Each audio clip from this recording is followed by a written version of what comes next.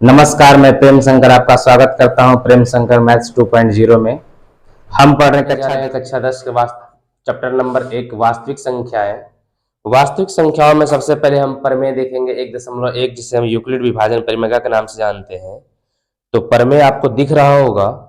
प्रमेय में यह लिखा हुआ है कि दो धनात्मक पूर्णांक a और b दिए रहने पर ऐसी अद्वितीय पूर्ण संख्या q और r विद्यमान है कि a बराबर bq प्लस r और जीरो जो होना चाहिए उससे बड़ा होना चाहिए, r या बराबर होना चाहिए और b से छोटा होना चाहिए। इसका मतलब आप समझिए कि इसका मतलब क्या है। जैसे ये दिया गया है कि a बराबर bq प्लस में r है और दिया गया है जीरो से बड़ा होना चाहिए और b से छोटा होना चाहिए। इसका मतलब ये होता है कि अगर आप b से अगर a में भाग लगाते हैं, b से आप a में भाग लगाते हैं तो कुछ ना कुछ भागफल आएगा। भागफल को क्यों से सूचित करते हैं? कोसेंट कहते हैं। b गुने bq हो जाएगा यहाँ पर, और जो शेष बचेगा वो r बचेगा। और ये जो r होगा ये जीरो से लेकर के ये जो है b से छोटा तक होगा। अब इसको एग्जाम्पल के तौर पर हम समझते हैं। जैसे हम 5 से भाग लगाते हैं एक संख्या 15 में, तो 5 से भाग लगाए 5 तिहाई 15, ये हमारा कट जाएगा तो यहाँ पर शेष हमें आ गया जीरो। अब यहाँ पर है 5 से जब हम 16 में भाग लगाते हैं हम, तो 5 तिहाई 15 ही लगेगा और शेष हमारा 1 बच जाएगा। 5 से अब हम 17 में भाग लगाते हैं तो 5 तिहाई 15, शेष हमारा 2 बचेगा। अब हम 5 से हम 18 में भाग लगाते हैं, 5 तिहाई 15, शेष 3 बचेगा। 5 से हम 19 में भाग लगाते हैं, 5 तिहाई 15, शेष हमारा 4 बच जाएगा।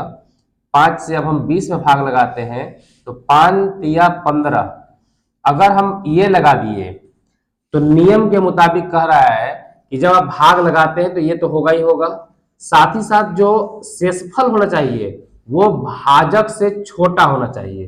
देखिए ये भाजक है हमारा और ये शेष है, इसके बराबर का चिन्ह यहाँ पे नहीं लगा है। ये जीरो के बराबर हो सकता है, यानी कि जीरो से शुरू हो सकता है। जीरो से शुरू हुआ, जीरो के बराबर हो सकता है, 1 हो सकता है, 2 हो सकता है, 3 हो सकता है, 4 हो सकता है, लेकिन कभी भी ये 5 नहीं हो सकता है, इसके बराबर नहीं हो सकता है, क्योंकि इसमें बराबर का चिन्ह नहीं लगा है। यानी कि ये तरीका मेरा गलत है। तो हम भाग लगाएंगे 5 से 5 का 20। कहने का मतलब ये है यहाँ पर शेष फिर से जीरो आ गया, तो हम ये कहेंगे कि अगर हम हमारा भाजक 5 है, देखिए भाजक जिससे हम भाग लगाते हैं, यहाँ लिख देंगे आगे हम फॉर्मूला। यहाँ पे भाजक बराबर जिससे हम भाग लगाते हैं, तो भाग हम 5 से लगाए थे, यानी कि जो भाजक हमारा होगा वो b जो है उस b का मान 5 हो गया। शेषफल जो होगा, शेष r को हम कहते हैं, तो हमारा शेषफल आया है 0 1 2 3 4, 0 1 2 3 4। तो ये हम कह सकते हैं कि जो हमारा शेष होगा ये 0 भी आया है, तो 0 के हम बराबर कहेंगे, और बड़ा है, 0 से बड़ा हो रहा है तो 0 से बड़ा या बराबर r है हमारा। लेकिन 5 से देखिए कि हमेशा हर हालत में यहाँ पर 5 नहीं है, 5 से सब छोटा ही छोटा है, तो यहाँ से छोटा लगा देंगे और यहाँ पर b लगा देंगे। इसका मतलब यही हुआ कि जो भाजक होना चाहिए वह हमेशा शेषफल से क्या होगा? बड़ा होगा, और शेषफल जो होगा वो 0 से क्या होगा? बड़ा होगा या बराबर। भाजक देखिए, भाजक जिसे भाग किया जाए उसे भाजक कहते हैं। इससे हम भाग देते हैं तो ये हमारा भाजक होगा। जो यहाँ पर होता है इसको हम भाजक कहते हैं। यहाँ पे देखिए जो इसमें b है वो भाजक है। भाज्य किसे कहते हैं? जिसमें भाग लगाया जाए, यानी भाग तो इसमें हम लगाते हैं, यहाँ पे भाग लगता है, यहाँ पे भाग लगता है, तो इसको हम भाजक कहेंगे, भाज्य कहेंगे। भागफल जो होता है, पूरा भाग जितना बार में लगे उसे भागफल कहते हैं। जितना हम भाग लगा करके यहाँ पर लाते हैं वो हमारा भागफल कहलाता है। शेष जो होता है, भाग देने के उपरांत जो बच जाए, नीचे बच जाता है, उसे हम शेष कहते हैं। तो आप याद कर लीजिए, बचपन में आप पढ़े भी होंगे कि ये भाजक होता है, भाज्य होता है, भागफल होता है, शेषफल होता है। और इसी चीज को हम अंग्रेजी में लिखते हैं कि ये gx है, ये है px होता है, ये qx होता है और ये rx होता है। और यहाँ पर देखिए कि जो b अभी हम लोग फॉर्मूला देखे थे पहले, तो जब b से हम किसी संख्या a में भाग लगाते हैं तो भागफल कुछ ना कुछ आएगा, शेष बचेगा। तो जो a होता है, ये जो a है, इन दोनों के गुना और इसको जोड़ने पर प्राप्त होता है। और साथ ही साथ क्या कंडीशन है कि शेषफल जो होगा हमारा वो 0 के बराबर हो सकता है, 0 के बराबर हो सकता है, 0 से बड़ा हो सकता है, परंतु भाजक के बराबर कभी नहीं हो सकता है।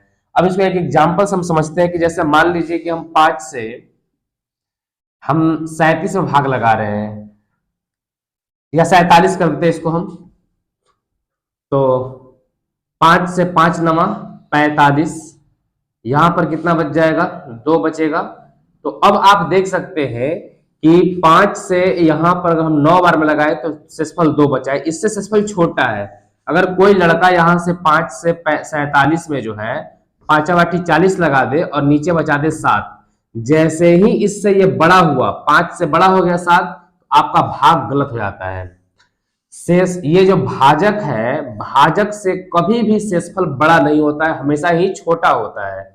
तो यहां से अगर हमको 47 लाना हो तो 47 को हम कैसे प्राप्त कर सकते हैं, तो इन दोनों को गुना करना पड़ेगा। 5 गुना 9, 5 नवा 45 हो जाएगा, और 45 में अगर हम 2 जोड़ दें तो हमारे पास 47 आ जाएगा। इसीलिए जो बीच वाली जो होता है जिसको हम भाज्य कहते हैं, तो भाज्य बराबर इन दोनों का गुना, 5 गुना 9 का गुना कराए तो इसको भाजक कहते हैं और इसको भागफल कहते हैं। तो भाजक गुना भागफल, और जोड़ना पड़ता है हमें शेष, तो यहां पर हम जोड़ देंगे। कंडीशन क्या है कि इसका मान जो है, नीचे वाला का मान 0 भी हो सकता है, 0 से बड़ा भी हो सकता है, लेकिन कभी भी शेषफल का मान इसके बराबर नहीं हो सकता है। तो ये कंडीशन लगा दिया गया कि 0 से बड़ा होगा या बराबर होगा शेषफल होगा, लेकिन इधर देखिए बराबर नहीं लगा है, तो इसको हम छोटा बोलेंगे। शेष भाजक से ही छोटा हुआ और शेषफल से ही बड़ा होना चाहिए भाजक, इसमें बराबर नहीं है, बराबर लग जाएगा तो बराबर का मतलब होता है कि बराबर भी हो सकता है, लेकिन हम कभी भी भाग बराबर नहीं कर सकते। जैसे मान लीजिए कि 5 से हम 40 से भाग लगा रहे हैं, तो 5 सत्ते 35 लगा दिए, तो ये हमारा भाग गलत है क्योंकि ये इसके बराबर आ गया। हमें शेषफल शेषफल और भाजक दोनों बराबर नहीं होने चाहिए, हमेशा ही भाजक से हमेशा कम होना चाहिए शेषफल। तो ये तरीका भाग का हमारा गलत है, इसीलिए हम 5 से क्या करेंगे, भाग लगाएंगे, और ये 8 बार में जाएगा, 5 आठी 40, यहां पर कट जाएगा, शेष 0 बचेगा। तो जब भी अगर बराबर हो जाता है या बड़ा हो जाता है तो आप समझिए कि भाग अभी और बार में जाएगा। और यहां पर आप समझिए कि ये है बड़ा का चिन्ह है, अगर मान लीजिए कि इधर 0 है, इधर शेष लिख दिया हमने, तो इसका मतलब है कि 0 से बड़ा है शेष। और इसमें अगर हम नीचे लाइन खींच दिए, इसका मतलब कि 0 के बराबर भी हो सकता है और 0 से बड़ा भी हो सकता है। जिधर मुंह खुला रहता है इधर वाला हो जाता है बड़ा, और जिधर मुंह बंद रहता है उधर हो जाता है छोटा। प्रश्नावली 1.1, निम्न संख्याओं का HCF ज्ञात करने के लिए यूक्लिड विभाजन परिमेयिका का प्रयोग कीजिए। और प्रश्न संख्या 1 में है कि 135 से 225, 135 से 225 का हमें HCF निकालना है। HCF आप पढ़े भी होंगे। तो सबसे पहले हम क्या करेंगे कि 135 से 225 में हम भाग लगाएंगे, तो एक बार में भाग जाएगा, बचेगा 100, यहाँ पर 35 शेष बचेगा, 5 में से 5 जाएगा 0, 12 में से 9 जाएगा, 3 जाएगा 9, और ये कट जाएगा। तो हम अभी जो यूक्लिड पढ़े हैं उसमें हम क्या पढ़े थे कि 225 जो बीच वाला जो संख्या होता है ये इन दोनों के गुना और नीचे वाला का जोड़ के बराबर होता है। तो 135 गुना 1 प्लस 90। अब फिर से हम क्या करेंगे कि आप बचपन में HCF लगाते होंगे ऐसे कि अब 90 हो गए तो यहां से 135 लाते होंगे, तो एक बार में 90, यहां से बचेगा 5, यहां बचेगा 4। अब जो ये हमारा 135 है इसको हम यहां पर लिखेंगे 135 बराबर 90 का गुना हमको 1 से करानी होगी और फिर 45 जोड़ना होगा, तो 90 गुना 1 प्लस 45। फिर से हम HCF निकालने के लिए इसको क्या करते थे कि इसको घेरते थे और 90 को उतारते थे पहले, तो 45 दूनी के 90 लग जाता था। तो यहां से हम लिखेंगे, अब 90 बराबर लिखेंगे हम 45 गुना 2 प्लस 0। जब यहां पर शेष 0 आ जाए तो जो HCF होगा हमारा वो ये वाला होता है, 45 होता है। ये बात आप याद रखिएगा। प्रश्न संख्या अब दूसरा इसी में है कि 196 और 300 82 पर 20, इतना जो है इसमें हमको भाग लगा लिए, HCF निकालना है। तो सबसे पहले हम बड़ी वाली जो है 38,220 को हम यहाँ पर लिखेंगे बराबर, अब 196 से हम भाग लगाएंगे 382 20 में, तो एक बार में जाएगा 196, 12 में से 6 जाएगा 6, यहाँ पे बचेगा 17 में से 9 जाएगा, ये बचेगा 8, यहाँ पे 2 में से 1 जाएगा 1, अब यहाँ पर 2 उतारेंगे, 19 नवाए खतरू से 9 बार में लग जाएगा, 9 छक 54 की 4 हासिल 5, 19 नवाए खतरू से 171 और 5 176, 12 में से 4 जाएगा 8, यहाँ बचेगा 5, 15 में से 9 जाएगा, 15 में से 6 जाएगा 9, यहाँ 7 में 7 कट जाएगा, यहाँ पर 0, 19 25 95 और 3 98, यहाँ 5 बार में लग ही जाएगा, 6 25 0 हासिल 3, 19 25 95 और 3 98, ये हमारा कट गया। तो यहाँ पर हम सीधा सीधे लिखेंगे कि 196 गुना 195। देखिए सबसे पहले इसको लिखना है भाजक को, तो सबसे पहले 100 भाजक को लिखेंगे, फिर लास्ट में भागफल को लिखेंगे हम, और प्लस में शेष लिखेंगे हम। तो HCF जो हमारा, जैसे ही ये शेष 0 हो जाता है तो HCF जो होगा वो हो जाएगा हमारा 196, ये वाला HCF हो जाता है, तो ये हमारा उत्तर हो जाएगा। और प्रश्न संख्या जो 3 है उसको देखते हैं, 867 255 है, 867 और 255, तो 255 से हम 867 में भाग लगाएंगे, यहां पर लिखेंगे 867, बड़ी वाली संख्या लिखते हैं पहले, 255 में 867 में भाग लगानी है, 25 या 75 लग जाएगा, तो 5 15 के 5 हासिल 1, 25 75 और 1 76, 7 में से 5 जाएगा 2, 6 में से 6 जाएगा 0 और 8 में से 7 जाएगा 1, इसको घेर देंगे, फिर 255 को लाएंगे। तो सबसे पहले हम क्या करें कि 867 जो होगा हमारा वो कैसे आया था, 255 में 3 से गुना किए, तो 255 गुना 3 प्लस में 102 करना पड़ा हमें। अब ये 255 है, इसको हम यहां लाएंगे, अब भाग लगाएंगे, 102 से 2 बार में लग जाएगा, 204, तो 5 में से 4 गया 1, यहाँ पर 5 कट जाएगा, तो 255 कैसे आएगा, 102 में 2 से गुना करना है, 51 जोड़ना है, तो 102 गुना 2 प्लस 51, अब यहां से 51 को घेर देंगे, 102 को लाएंगे, 102 बार में ये कट जाएगा, तो अब 102 को हम कैसे लिखेंगे, यहां पर हम, तो 102 को लिखेंगे हम 51 गुना 2 प्लस 0, और जैसे ही 0 आता है तो ये वाला जो पार्ट है ये हमारा HCF हो जाएगा, HCF बराबर 51। प्रश्न संख्या 2 है कि दर्शाइए कि कोई भी धनात्मक पूर्णांक विषम पूर्णांक 6q + 1 या 6q + 3 या 6q + 5 के रूप का होता है, जहां कोई q पूर्णांक है। जब भी इस तरह का प्रश्न देगा, आपको 6q दिया है तो 6 से ही भाग लगाना होगा। तो सबसे पहले 6 से हम भाग लगाते हैं, एक कोई संख्या p ले लेते हैं, इसमें हम भाग लगाते हैं हम, तो भागफल हमारा q आएगा, 6 में q से गुना कराएंगे 6q, शेषफल क्या क्या आ सकता है, तो हम पढ़े हैं यूक्लिड प्रमेय से, तो यहां पर शेषफल आ सकता है मेरा 0, 1, 2, 3, 4, 5, 6 कभी भी इसके बराबर शेषफल नहीं आता है, यानी कि जब यहां पर 6 है तो उससे कम ही हमारा शेषफल आएगा, लेकिन शेषफल कहां शुरू होगा, 0 से शुरू होगा, 0, 1, 2, 3, 4, 5। अगर मान लीजिए कि यहाँ पे हम 10 से भाग लगाते तो शेषफल 0 से 1, 2, 3, 4 होते जब होते ये 9 तक जाता, 10 कभी नहीं आता। जितना से हम भाग लगा रहे उससे कम शेषफल रहता है।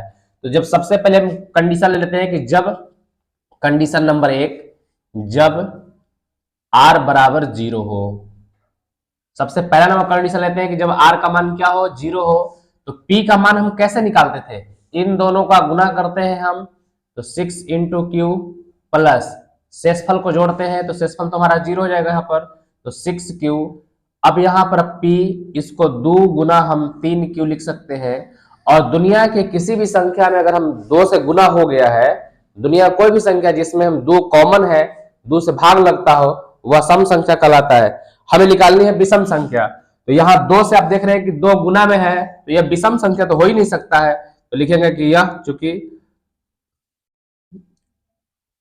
यह जो है यह सम संख्या है, यह सम संख्या है। अब कंडीशन नंबर दूसरा, जब r का मान हमें 1 लेना है, तो r बराबर हम 1 ले रहे हैं,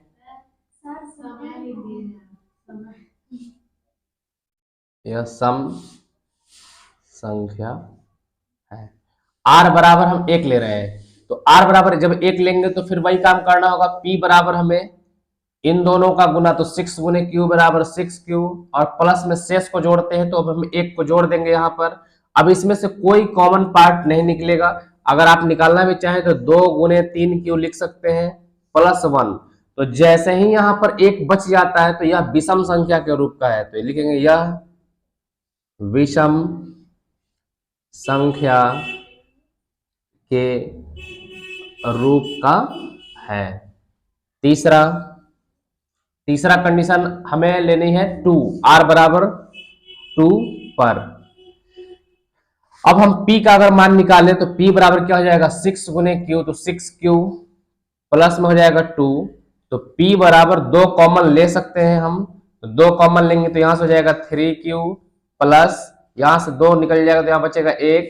अब आप देख सकते हैं कि पूरे का गुना में 2 है, तो हम कह सकते हैं कि यह सम संख्या है, यह सम संख्या है, क्योंकि 2 से पूर्णतः विभाजित होता है, 2 से पूर्णतः विभाजित होता है। अब कंडीशन नंबर 4, कंडीशन नंबर 4 में जैसे हम r बराबर 2 लिए तो अब की r बराबर हम 3 ले लेंगे, तो r बराबर 3 पर। जैसे ही r 3 लेते हैं तो p का मान क्या होना चाहिए, p बराबर हो जाएगा, इन दोनों को गुना कराते हैं और शेषफल को जोड़ते हैं। आपकी शेषफल तो हम 3 लिए हैं, पहले दोनों गुना कराएंगे 6q प्लस 3। अब यहाँ पर हमें इसका कॉमन p बराबर, इसको हम लिख पाएंगे 6q प्लस 3 को तोड़ देते हैं 2 प्लस 1। अब p यहाँ पर लेंगे तो हम यहाँ से हो जाएगा कॉमन ले लेंगे 2, यहाँ से हो जाएगा 3q प्लस 1 प्लस में 1। देखिए इस वाला से कॉमन नहीं निकलेगा, कॉमन सिर्फ इतना दूर से निकलेगा, तो हम लिखेंगे कि जैसे ही 2 से गुना हो रहा है और 1 प्लस हो रहा है तो यह विषम संख्या है, यह विषम संख्या के रूप का है। 5, अब की r बराबर जो है हमें लेनी है 4, तो p का जो मान हो जाएगा वो हो जाएगा 6 गुने q बराबर 6q प्लस 4। अब यहां से p बराबर हम कॉमन ले लेंगे 2 इसमें से, तो हो जाएगा 3q प्लस 2। देखिए पूरे का गुना 2 आ गया है, तो लिखेंगे यह सम संख्या है, यह सम संख्या के रूप का है। अब यहां पर 6 नंबर कंडीशन लेना है हमें। अब की लास्ट जो है r बराबर हम 5 ले लेंगे, तो p बराबर हो जाएगा 6q प्लस 5। इन p बराबर इन दोनों को गुना करते हैं और इसको जोड़ते हैं, तो p बराबर 6q प्लस 5 हो जाएगा। तो p बराबर इसको हम लिख पाएंगे 6q प्लस 4 प्लस 1। अब आप यहां से देख सकते हैं 2 कॉमन ले लेंगे तो जाएगा 3q प्लस 2 और प्लस में 1। पूरा का गुना में नहीं है, गुना होने के बाद भी 1 जुड़ रहा है, तो लिखिए कि यह विषम संख्या के रूप का है, यह विषम संख्या के रूप का है। अब आप देखिए कि हमें विषम संख्या कहां कहां प्राप्त हुआ है, तो एक 2 नंबर वाला में विषम प्राप्त हुआ है, फिर एक जो है विषम हमारा यहाँ 4 में प्राप्त हुआ है, और फिर एक हमारा विषम जो है यहाँ पर प्राप्त हो रहा है। तो लिखेंगे कि इसीलिए यहाँ पर नीचे लिख देते हैं, यहाँ पर अतः कोई भी विषम पूर्णांक, कोई भी विषम संख्या, कोई भी विषम संख्या, जो ये विषम संख्या हमारा आया है वो किस रूप का है, तो आप देख रहे हैं कि 6q प्लस 1, तो यहां लिखेंगे 6q प्लस 1, या फिर जो इसके बाद जो विषम संख्या आया है उसका रूप कैसा था, तो 6q प्लस 3, तो लिखेंगे 6q प्लस 3, या इसके बाद जो विषम संख्या है वो किस रूप का है, तो वो है 6q प्लस 5, 6q प्लस 5 के रूप का होता है, रूप का होता है, जहां q कोई पूर्णांक है, q जो है कोई भी पूर्णांक हो सकता है। अभी देख लीजिए आप फिर से एक बार, ये सम संख्या है तो इसको हमको नहीं लेना है, ये भी जो है सम संख्या था, नहीं लेना है, और यहाँ आप देखिए ये भी सम संख्या नहीं लेना है। तो जो विषम है हमारा, वो विषम यहाँ पर हमको विषम मिला है 2 नंबर में, विषम हमें यहाँ फिर 4 नंबर मिला है, और विषम 6 नंबर मिला है। तो इन विषम संख्या का जो रूप है 6q+1 है, 6q+3 है, और 6q+5 के रूप का है। संख्या 3 है कि किसी परेड में 616 सदस्यों वाली एक सेना आर्मी की टुकड़ी 32 सदस्यों वाली एक आर्मी बैंड के पीछे मार्च करनी है। दोनों समूहों को समान संख्या वाले स्तंभों में मार्च करना है। उन स्तंभों की अधिकतम संख्या क्या होगी जिसमें वे मार्च कर सकते हैं? इस क्वेश्चन से समझने से पहले हम एक और चीज समझते हैं कि जैसे मान लिया कि एक सेना अगर 8 वो होता और एक टीम में जो है सेना 6 होते, तो हमें एक ऐसी सेना का फौज खड़ी करनी होगी जिसमें ई भी मार्च कर सकता है और ई भी मार्च कर सकता है। तो इसके लिए दोनों किससे कटेंगे वही एक संख्या होती है। तो सबसे बड़ी संख्या खोजेंगे, इसमें हम क्या करेंगे कि HCF लगा लेंगे, 6 से 8 में लगा देंगे HCF, तो यहाँ से लग जाएगा 6, ये बचेगा 2, और यहाँ से आ जाएगा 6, यहाँ पे 3 कट जाएगा, HCF हमारा 2 हो गया। यानी कि 2 अगर हम 2 आदमी को आगे रख दें, उसके पीछे इसको लाइन लगाए तो भी लग जाएगा, 2 से इसके भी पीछे लाइन लग जाएगा, क्योंकि 2 से ये भी कटता है, 2 से भी कटता है। अगर मान लीजिए कि इसको 4 से लगाइएगा, देखिए 4 दूनी के 8, 4 को सेना यहाँ पर 1 2 3 4 गो, और फिर इसके पीछे 4 को लग जाएगा।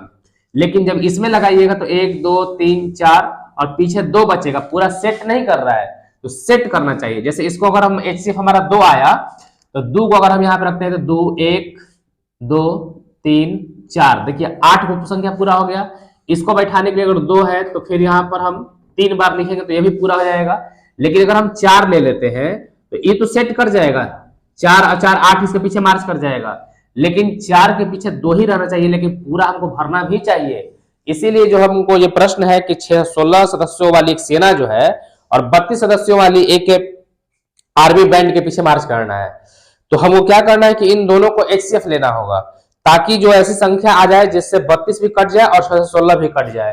तो हम इसका HCF ले लेते हैं, 32 और 616 का हम HCF ले लेंगे। तो 616 बराबर 32 गुना, अब 32 से हम क्या करना है कि हमको भाग लगाना है 616 में, तो 32 दूनी 64 नहीं लगेगा, एक बार में लगाएंगे 32, 11 में से 2 जाएगा 9, और 5 में से 3 जाएगा 2, 6 उतारेंगे तो यहां से हमको लग जाएगा 3 8 24, 8 बार में लगेगा, 8 दूनी के 16 की 6, 3 8 3 9 27, 9 बार में भी लग जाएगा, 3 9 27 की 9 दूनी 18 की 8, हासिल में 1, और 9 3 27 और 1 28, इसको घटाएंगे तो 16 में से 8 जाएगा 8, ये कट जाएगा, इसको घेरेंगे, इसको फिर 32 को लाएंगे तो 8 चौका 32, ये कट जाएगा।